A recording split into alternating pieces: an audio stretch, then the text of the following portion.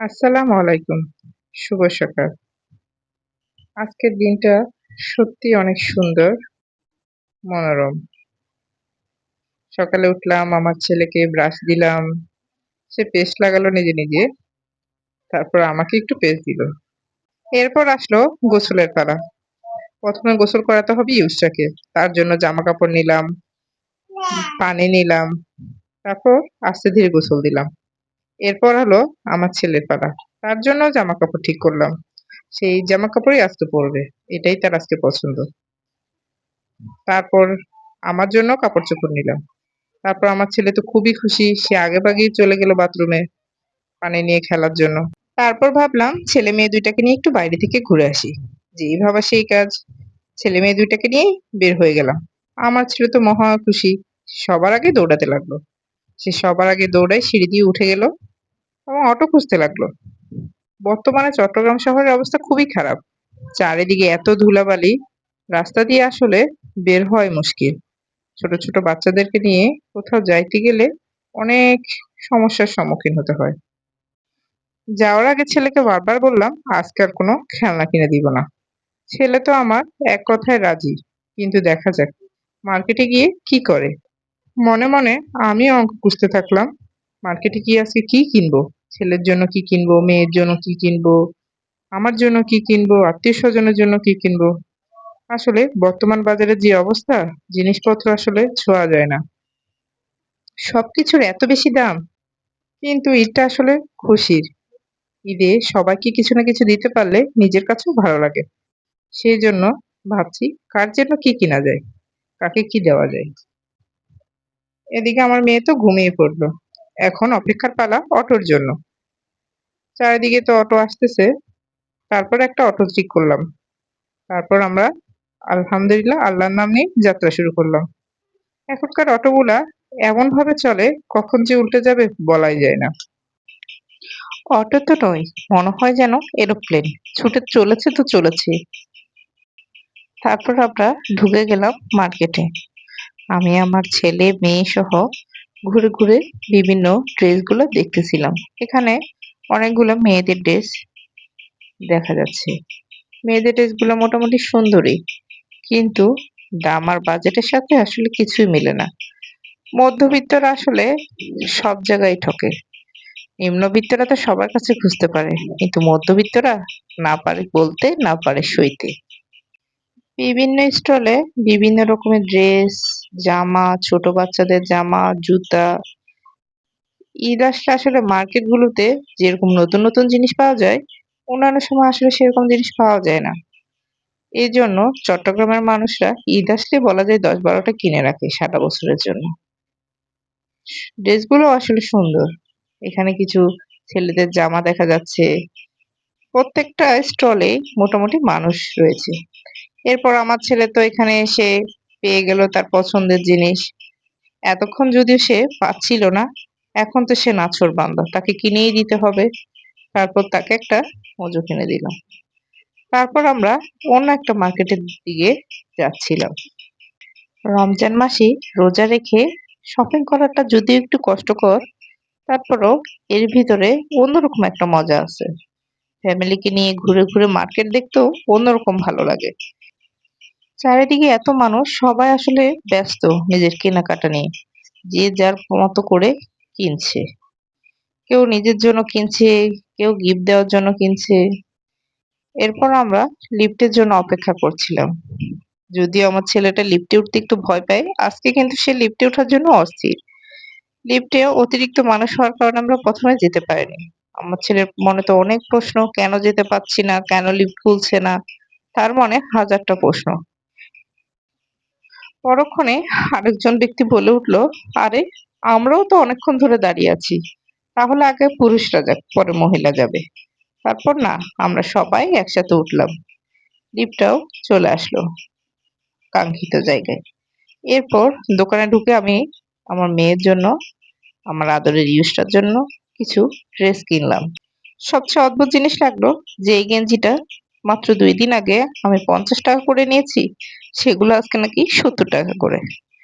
কি করব, মেয়ে বলে কথা, কিনতে তো হবেই। তাই বেশি না কিনে মাত্র 4টা কিনলাম। তারপরে আমি আর আমার ছেলে ঘুরে ঘুরে আবার মার্কেটটা দেখতে লাগলাম।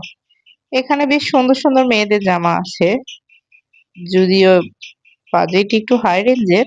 সবাই যে যার মতো কিনছে, দেখছে, ঘুরছে। আমি এখানে একটা কসমেটিকের দোকান দেখেছিলাম, কিন্তু আজকে কেন জানি খুঁজে পাচ্ছি না। আমি আর আমার ছেলে মূলত সেই দোকানটাই খুঁজছিলাম। তারপর খুঁজতে খুঁজতে আমরা চলে আসলাম একটা আতরের দোকানে। এখান থেকে কিছু ডিজিটাল তসবি কিনবো, আমার জন্য, আমার বোনের জন্য, মায়ের জন্য। আমার জন্য অবশ্য আমি আগে নিয়েছি, তাই এখন আমার মা আর বোনের জন্য দুইটা নিয়ে নিলাম।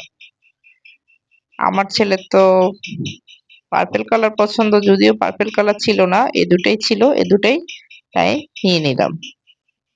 তসবিটা হাতে থাকলে অন্তত ইস্তেগফারটাও মুখে থাকে, তাই তসবিটাকে নিজের সঙ্গী হিসেবে বানিয়ে নেওয়ার চেষ্টা করেছি। এরপর আমি আর আমার ছেলে আবার ঘুরতে লাগলাম, কিন্তু আমাদের সেই কসমেটিকের দোকানটা কেন জানি আজকে খুঁজে পাচ্ছিলাম না। তারপরও ঘুরতে ঘুরতে আমরা চেষ্টা করছিলাম খুঁজে পাওয়ার। আমার ছেলে তো চিন্তা করতেছে, এতগুলা কাপড় চোপড়ের দোকান, আমার খেলনার দোকান নাই কেন? আমাকে তো হাজারটা প্রশ্ন করতেছে, মা আমাকে আইসক্রিম কিনে দিবা না, মা আমাকে খেলনা কিনে দিবা না, মা চলো না। তারপর আমরা সিঁড়ি দিয়ে নামছি, নেমে গেলাম। আমার ছেলে তো ঝিমাচ্ছে, কারণ তার পছন্দের কিছুই আমি তাকে কিনে দিই নাই। তার মনটা কিছুটা খারাপ। সে আসলে খুঁজতেছে কোথায় খেলনার দোকান। প্রতিদিন তো আসলে মার্কেটে দেখে অনেকগুলা খেলনার দোকান, কিন্তু আজকে কেন জানি তার চোখে খেলনার দোকান পড়ছে না। আসলে আমি আজকে ওকে খেলনার দোকানের দিকে খুব একটা নিইনি, সেই জন্যই সে মানে খুঁজে পাচ্ছে না। খেলনা দেখতে তার মুখে হাসি অটোমেটিকলি চলে আসে। ওর প্রচুর খেলনা, এত খেলনা সে খেলে না, শুধু বাসায় এনে এনে ঘরে এনে সাজিয়ে রাখে। সে নেমে যাচ্ছে, তাকে বলতেছি তাড়াতাড়ি নামো, আর মানুষ তো আসতেছে, মানুষের আসার শেষ নাই। সে এখানে কিছু ফুল দেখলাম ঘর ডেকোরেশনের জন্য, মানুষ আসলে ঈদের সময়ও কিনছে, যে যার মতো করে যার যেটা পছন্দ সে সেটা কিনছে। পকেটে টাকা থাকলে মানুষ আসলে অনেক কিনে, বাংলাদেশের মানুষ কিনতে পছন্দ করে, খরচ করতে পছন্দ করে। তারপর আমরা আবার নেমে যাচ্ছিলাম। আমরা আসলে উপরে যেহেতু কসমেটিকের দোকান পাইনি, তাই ভাবলাম দ্বিতীয় তলাতে কসমেটিকের কিছু দোকান আছে, ওখানে একটু ঘুরবো। অনেক সুন্দর সুন্দর জিনিস, আসলে মেয়েদের জিনিস সবচেয়ে বেশি সুন্দর, এবং মেয়েদের জন্য ভ্যারাইটিস জিনিস পাওয়া যায়। মহিলাদের এবার ঈদে জমজমাট বাজার হচ্ছে, মনে হচ্ছে কেউ মানে আসলে বাসায় বসে নেই, যে যার মতো করে পাচ্ছে। এই যে এখানে এত সুন্দর সুন্দর ব্যাগ মেয়েদের, এখানে আমার ছেলের তো চোখ পড়ে আছে ওখানে স্পাইডারের দিকে। আমি এখান থেকে আমার বোনের মেয়ের জন্য কিছু ব্যান্ড কিনলাম। আম, আমার ছেলে এখানে কিছু সুন্দর সুন্দর চুড়ি, চুড়ি দেখলেই আসলে মেয়েদের চোখ আটকায় যায়। আমিও কিছু চুড়ি নিলাম, ব্যাগ, অনেক সুন্দর সুন্দর ব্যাগ। এবার ঈদের কালেকশনে অনেক সুন্দর সুন্দর ব্যাগ আসছে। আমার ছেলে আছে, তার খেলনা নিয়ে আমাকে বলতেছে ক্যাকটাসটা কিনে দাও, ক্যাকটাস কিনবে না। এড়িয়ে ওকে আমি 3-4টা ক্যাকটাস কিনে দিয়েছি, যদি এগুলো কিছুদিন পর পর নষ্ট হয়ে যায়। আপনারা দেখেন কি পরিমাণ মানুষ আসলে কেনাকাটা করছে। মানে মানুষ ঈদে আসলে ঘরে বসে নেই, যদিও রোজার ক্লান্তি আছে, মহিলারা যার যেভাবে ইচ্ছা সে সেভাবে কিনছে। আর আমার ছেলে তো এখানে কি একটা খেলনা দেখছে ললিপপের, এটা কিনে দেওয়ার জন্য, মা কিনে দাও কিনে দাও।